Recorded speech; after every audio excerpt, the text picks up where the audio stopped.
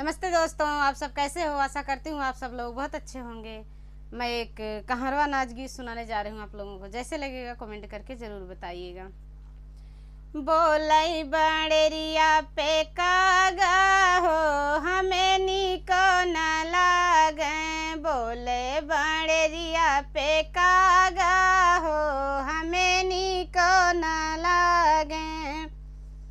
नैहर में नीक लगे माई बपैया। नैहर में नीक लगे माई बपैया।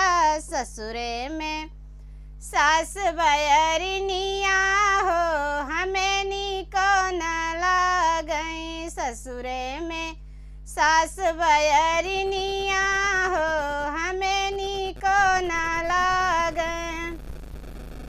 बोलई बड़ेरिया पे कागा हो हमें निको न लागे। बोलई बड़ेरिया पे कागा हो हमें निको न लागे। नैहर में नीक लगे दीदिया भौजी। नैहर में नीक लगे दीदिया भौजी। ससुरे में ननदी बयरिनिया हो हमें निको न लागे। ससुरे में ननदी बयरिनिया हो हमें निको न लागे।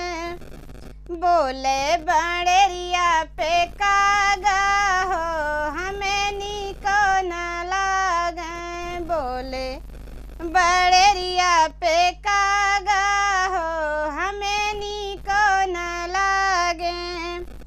नैहर में नीक लगे भैया भतीजवा। नैहर में नीक लगे भैया भतीजवा। ससुरे में देवरा ससुरे में बैरी देवरवा हो हमें निको न लागे। ससुरे में बैरी देवरवा हो हमें निको न लागे। बोले बड़ेरिया पे कागा हो हमें निको न लागे। बोले बड़े